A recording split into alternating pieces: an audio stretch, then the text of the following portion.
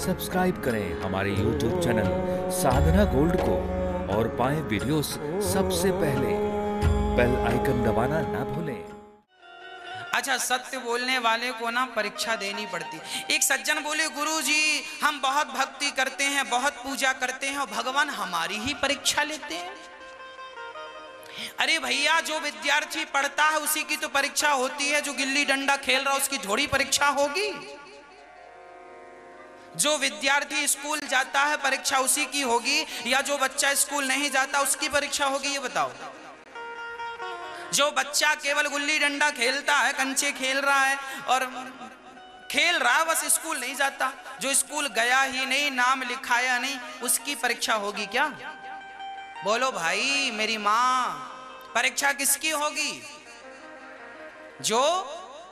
जो पढ़ रहा है, जो पढ़ता है और अपने आप को बढ़ाना चाहता है, आगे क्लास में जाना, उसकी क्या होगी? जो अपने आप को आगे की क्लास में नहीं लेकर जाना चाहता उसकी परीक्षा नहीं होगी। हाँ, भगवान तुम्हारी परीक्षा ले रहे हैं, इसका सीधा अर्थ है कि भगवान तुम्हें परीक्षा लेकर अगली क्लास में बिठाना चाहते हैं, तुम्हें पास करके बड़ा बनाना चाहते हैं, इसलिए तुम्हारी परीक्षा है। किस किस की परीक्षा ली? सुनो, राजा हरिश्चंद्र की परीक्षा ली के नहीं? राजा मोरध्वज की परीक्षा ली। राजा हरिश्चंद्र की ऐसी परीक्षा ली कि पत्नी हरिश्चंद्र और आपका बेटा रोहित, तारा हरिश्चंद्र और रोहित तीनों बाजार में बिक गए। बिके कि नहीं? हरिश्चंद्र को डॉम के यहां चांडाली करनी पड़ी कि नहीं? तारा को कुएं से पानी भरना पड़ा, भट्टे में कोयला डाल के रोटी पकानी पड़ी कि नहीं? अब आप कहेंगे राजा तो बड़ा सत्यवादी था, हरिश्चंद्र ने झूठ नहीं बोला कभी, बड़ा सत्यवादी धर्मात्मा, और आप कहेंगे उसकी परीक्षा। अरे भैया, उसकी परीक्षा ना होती तो आज हरिश्चंद्र को जानता कौन जानता? फिर दबे होते कहीं किनारे में पन्नों के नीचे। आज इनका नाम चमक रहा है चांद की तरह, तो परीक्षा ली तब तो चमक रहा है, बिना परीक्षा के चमकेगा? आपके जीवन में संकट आए तो हारना मत, ये समझ लेना परमात्मा तुम्हारी परीक्षा ले रहे हैं और आपको इस परीक्षा में पास होकर दिखाना है बस। मोरध्वज एक राजा थे। ऐसे राजा थे जिनका नाम था मोरध्वज। उन्होंने आए हुए याचक को कभी खाली नहीं भेजा। नाम क्या था? मोरध्वज। इनकी कोई संतान नहीं थी, तो बड़ी पूजा पाठ आशीर्वाद लिया, तब यज्ञ किया। उस यज्ञ की कृपा से इनके घर एक पुत्र की प्राप्ति हुई। नाम रखा ताम्रध्वज। अभी बच्चे का बहुत लाड़ प्यार था, माँ बहुत प्यार करती थी, पिता बहुत प्यार करते थे, तोतली तोतली भाषा सुनते थे, उससे बात करते थे। एक माता पिता जितना प्यार करते हैं बच्चे को, वो कर रहे थे।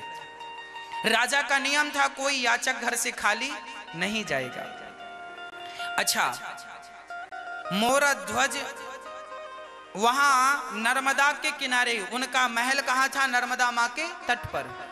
और यहां यमुना के तट पर धर्मराज युधिष्ठिर ने यज्ञ किया। उस यज्ञ में इतने लोगों ने खाया और इतना दान लिया कि अर्जुन को अहंकार हो गया। कहो कन्हैया, हमारे भाई जैसा दानी कोई है? भगवान मुस्कुराते हुए सिर नीचे किए। अर्जुन बोले, आप मुस्कुरा रहे हैं, मतलब कोई राज है?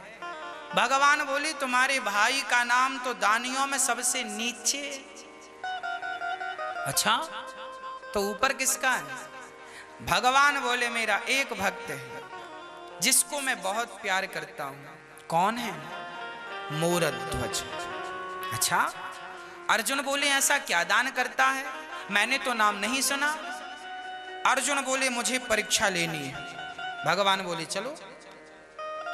अर्जुन और भगवान कृष्ण और साथ में यमराज, तीन व्यक्ति परीक्षा लेने गए। तीनों ने अपना रूप बदल लिया। क्या रूप बनाया? अर्जुन ने और भगवान कृष्ण ने ब्राह्मण का रूप बनाया और यमराज ने बूढ़े शेर का रूप बनाया। वो क्या बन गए? बूढ़े शेर। सुबह सुबह मोरध्वज का नियम था, जो ब्राह्मण आ जाए, जो मांगेगा वो दिया जाएगा, जो मांगेंगे वो मिलेगा। अब भगवान कृष्ण और अर्जुन ब्राह्मण थे, बनकर गए ब्राह्मण और मांगा, भिक्षाम देही। मोरध्वज ने कहा ब्राह्मण आए हैं, अंदर बुलाया, चरण धोए, ब्राह्मणों की सेवा की। कहा महाराज आप क्या चाहते हैं बताएं। तो भगवान कृष्ण जो ब्राह्मण के रूप में थे, उन्होंने कहा राजन आज हम आपसे कुछ ऐसा मांगेंगे आप दे ना पाओगे। राजा बोले महाराज आप मेरी सत्ता मांग लीजिए, सिंहासन मांग लीजिए, मैं अपनी सारी सिंहासन आपके कदमों में डाल दूंगा और जीवन भर जंगल में रहकर गुजारा कर लूंगा। आप मांगे तो सही, मेरा शरीर मांगेंगे मैं तलवार से काट कर दे दूंगा, मेरा राज्य मांगेंगे चुटकी में दे दूंगा, आप मांगिए तो सही। ब्राह्मण बोले इससे भी बड़ा मांगेंगे। क्या मांगेंगे आप? पहले वचन दो, संकल्प, हम मांगेंगे तो आप दोगे, ऐसा तो नहीं कि हमने मांगा और आपने इनकार कर दिया। मोरध्वज बोले महाराज आज तक मेरे द्वार से कोई खाली नहीं लौटा, आप जो मांगेंगे मैं दूंगा। संकल्प ले लो। हाँ हाँ लिया, पानी लिया, विष्णु विष्णु विष्णु श्रीमद् भगवते महापुरुषस्य विष्णु राज्ञः, पूरा संकल्प पढ़ा गया, कहा गया जो मांगेंगे दोगे, दिया। अब मांगो। ब्राह्मणों ने कहा हमारा शेर बाहर बंधा है, भूखा है, बुढ़ापा है शेर का तो दांत भी टूट गए, बूढ़ा है, दांत टूटे हैं और सबसे बड़ी बात है कि वो महीने भर का भूखा है, बहुत भूखा है। हाँ हाँ तो क्या करना है? उसके लिए मांस चाहिए। अरे मोरध्वज बोली इतनी सी बात, मांस? मांस की व्यवस्था अभी करता हूं। किसका मांस दोगे? राजा ने विचार किया कि मैं यदि बकरे को मारता हूं तो हत्या लगेगी, भैंस को मारता हूं हत्या लगेगी। तो मोरध्वज ने कहा महाराज मैं अपना मांस दूंगा, मेरा शरीर आपके से। देखिए एक राजा, सामान्य राजा नहीं, पूरी दुनिया में जिसका प्रभाव था वो राजा कह रहा है मेरा शरीर आपके शेर के लिए, मेरे टुकड़े टुकड़े करके अपने शेर को खिला दी। मैंने वचन दिया है तो पूरा करूंगा, उस वचन के लिए मेरे शरीर के टुकड़े टुकड़े करने पड़े तो कर दीजिए। ये रहा मोरध्वज आपके सामने, इसे काट करके अपने शेर को खिला दीजिए। ब्राह्मणों ने कहा महाराज मांस तो चाहिए पर आपका नहीं, मेरा नहीं तो किसका? आपका मांस कड़ा हो गया है, शेर बूढ़ा है, खा नहीं सकता, फिर किसका? मैंने सुना है आपका एक बेटा है। हाँ हाँ है, ताम्रध्वज उसका नाम है, 5 साल का है, आयु 5 वर्ष की है। ब्राह्मणों ने कहा तो फिर एक काम करो, अपने बेटे का मांस दो। बेटे का? अब राजा धर्म संकट में पड़ गए। यदि मैं अपने बेटे को जबरदस्ती पकड़कर मार डालता हूं तो भी तो हत्या ही लगनी है। अब राजा क्या करें? अंदर ही अंदर भगवान से प्रार्थना करने लगे, हे प्रभु आपका दास हूं, मेरी वाणी मिथ्या ना चली जाए, मेरे वचन की लाज रखना प्रभु, मेरे वचन की लाज रखना। ये कहना था कि उनका बेटा 5 साल का ताम्रध्वज दौड़ा दौड़ा आया, उसे पता चल गया कि ब्राह्मण आए हैं और वो मेरा मांस मांगते हैं। दौड़ा दौड़ा आया, पिताजी आप उदास क्यों हैं? आपके मुख का तेज कहां चला गया? आप जैसे दिग्गज राजाओं को ऐसी उदासी शोभा नहीं देती। 5 साल का बच्चा बोल रहा, पिताजी आप अपना वचन निभाइए। कैसे बेटा? मैं अपना मांस देने को तैयार हूं, मैं आपका पुत्र हूं पिताजी। पुत्र किस काम पे आता है? अरे पुत्र का धर्म है पिता के धर्म की रक्षा करना। पिता के धर्म की रक्षा करने के लिए पुत्र का जन्म होता है, और मैं पुत्र होकर आपके धर्म की रक्षा ना कर सका तो मेरे पुत्र होना व्यर्थ हो जाएगा। पिताजी आप मेरा मांस ये लीजिए, मैं आपका हूं, मैं आपका हूं। आपका तेज मेरे शरीर में है, आपकी शक्ति मेरे, आप ना होते तो मैं ना होता। पुत्र के ये जो हमारा है ना शरीर, हमारे शरीर के टुकड़े टुकड़े कर दिए जाएं तो हर टुकड़े पर हमारी माता का और हमारे पिता का बराबर अधिकार होगा।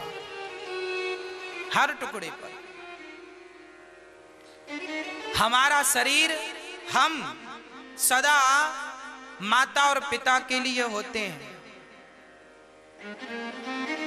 ये शरीर, आज जिस शरीर की हम बात कर रहे हैं, ये शरीर माता और पिता के द्वारा ही तो हमें मिला है। जिनके द्वारा हमें शरीर मिला, आज हम उन्हीं की अवहेलना करने लग जाएं, उन्हीं की आज्ञा का उल्लंघन करने लग जाएं, तो हम जैसा नमक हरामी कौन होगा?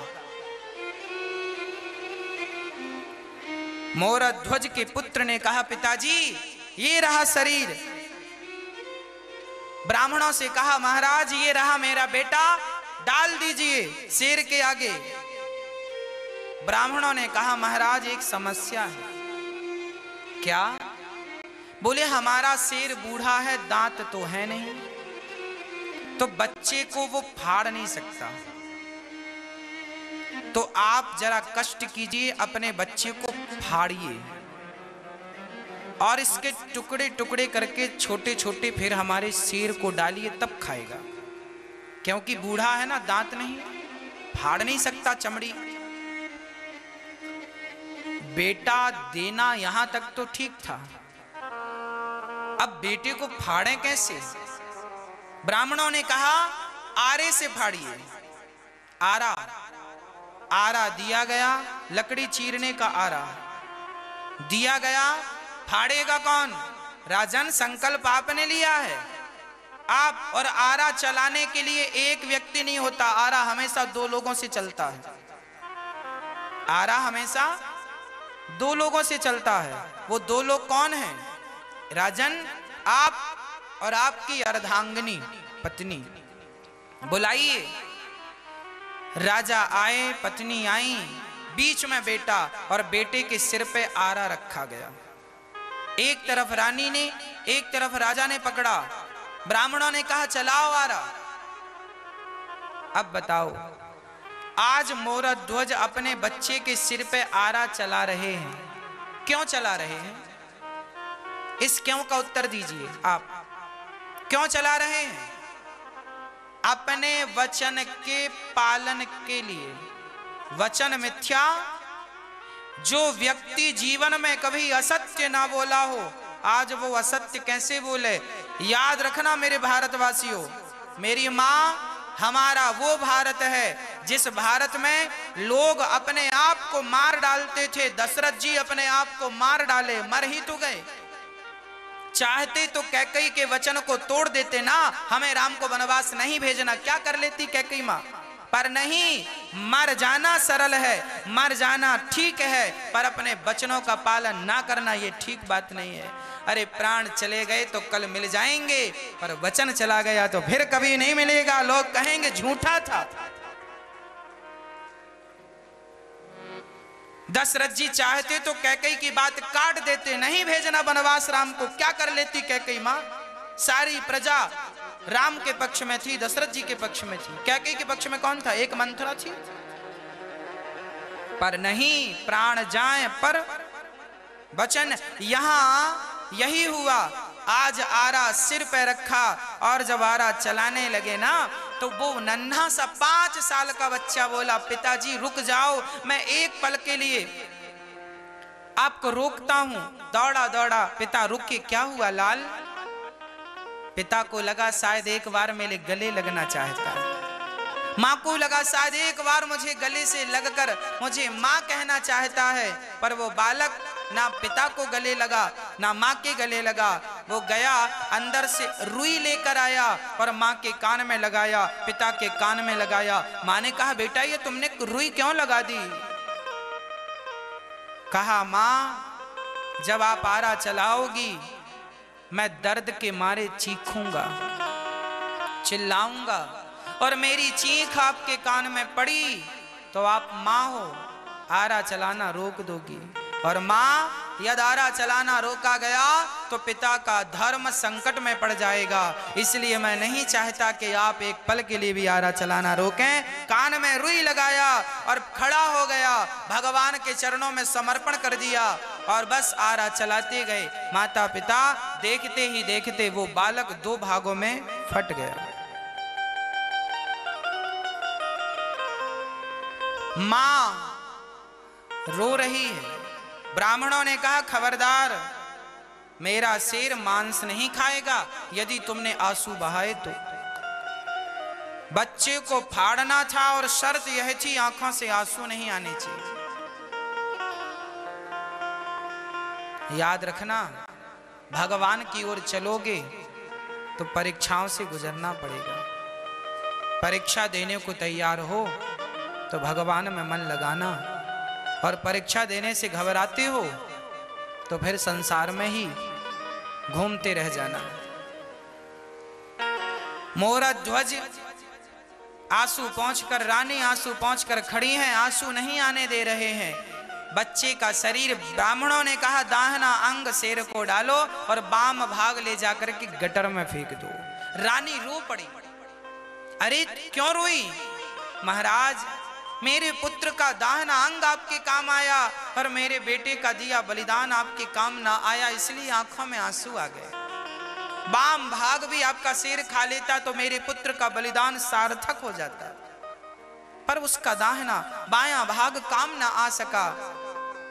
ब्राह्मणों ने कहा शेर का पेट भर गया, अब हम भूखे हैं, हमारा पेट भरो। राजा रानी ने स्नान किया और दोनों ने भोजन बनाया, थाली परोसी, और जब भगवान खाने बैठे रोटी तोड़कर भगवान कहते हैं हम तुम्हारे घर नहीं खाएंगे। क्यों नहीं खाएंगे? क्योंकि आप हत्यारे हैं। आपने हमारे सामने अपने पुत्र की हत्या की है और आप जैसे हत्यारों के घर हम भोजन नहीं करते। मूरध्वज ने कहा महाराज मैं हत्यारा नहीं हूं, मैंने अपने वचन का पालन किया है और आपने मांगा है तो दिया है, मैंने हत्या नहीं की ना। तुमने पुत्र की हत्या की है, हम गवाह हैं, इसलिए तुम्हारे घर भोजन नहीं करेंगे, तुम हत्यारे हो। ये कहकर ब्राह्मण जाने लगे। मोरध्वज बोला हे नाथ, हे प्रभु, आज मेरे घर से अतिथि भूखा चला गया तो मेरा सारा पुण्य नष्ट हो जाएगा, मेरे पुत्र का दिया बलिदान नष्ट हो जाएगा, इसलिए नाथ मेरे पुत्र की रक्षा करो। लोग मुझे हत्यारा ना कहें, ऐसी कृपा करो। मैंने मन से, वाणी से, कर्म से सदा आपका भजन किया है, तो हे नाथ मुझे इस संकट से उबारिए। और ये कहकर मोरध्वज ने कहा बेटा ताम्रध्वज, एक बार तूने मर के अपने पिता के धर्म की रक्षा की है बेटा, एक बार जिंदा होकर अपने पिता के धर्म की रक्षा कर ले। ये कहकर जब राजा धड़ाम से जमीन पर गिरे तो अंदर से आवाज आई पिताजी मैं मर कर भी आपके धर्म की रक्षा करूंगा और जिंदा होकर भी आपके धर्म की रक्षा करूंगा। देखा खड़े होकर तो बेटा ज्यों का त्यों खड़ा था, हृदय से लगाया, पलट कर देखा तो ना शेर था ना वहां कोई ब्राह्मण थे, वहां तो शंख चक्र गदा पद्म लेकर भगवान श्री कृष्ण खड़े थे। अर्जुन की आंखों से आंसू गिर रहे थे। मान गया मैं आप जैसा दानी ना भूतो ना भविष्यति। इनका मरा हुआ बेटा मोरध्वज का भगवान ने जिंदा करके वापस कर दिया। क्यों किया? क्योंकि धर्मो रक्षति रक्षिता, जब आप धर्म की रक्षा करते हैं तो धर्म भी आपकी रक्षा जब आप सत्य की रक्षा करेंगे, आप कभी झूठ नहीं बोलेंगे, सदा सत्य के मार्ग पर चलेंगे, सत्य की रक्षा आप करेंगे तो वही सत्य आपकी भी रक्षा करेगा। ये मत भूलिएगा। मरा हुआ बेटा जिंदा हुआ। मोरध्वज ने कहा, प्रभु आप क्या आप हमारी परीक्षा लेने आए थे? हाँ। तो क्या आपको विश्वास नहीं था हम पर? था। इस अर्जुन को विश्वास नहीं था। मैं कहता कि मोरध्वज सबसे बड़ा दानी है, कौन मानता, पर आज तुमने परीक्षा देकर बता दिया कि तुम्हारे जैसा दानी ना भूतो ना भविष्यति ना हुआ था ना कभी होगा। ऐसा दानी जो बेटे को बेटा दान करने वाले तो लाखों मिलेंगे, पर बेटे को वारिस से चीर कर यूं दान करना सबके बस की बात नहीं। इसलिए आपके जीवन में जब संकट आवे तो घबराइएगा मत। परमात्मा परीक्षा ले रहे हैं। इस परीक्षा में आपको पूरे 100 नंबर लेकर आने हैं, घबराइएगा मत। भगवान ने मोरध्वज का नाम अमर कर दिया। युग बीत गए पर मोरध्वज आज भी जिंदा है। कथा सुना रहे हैं हम आपकी कथा नहीं सुना रहे हैं। हम जैसे कितने आए और मर गए, हमारी कथाएं तो किसी ने नहीं सुनाई ना सुनी, पर मोरध्वज की कथा सुनाई जाती है।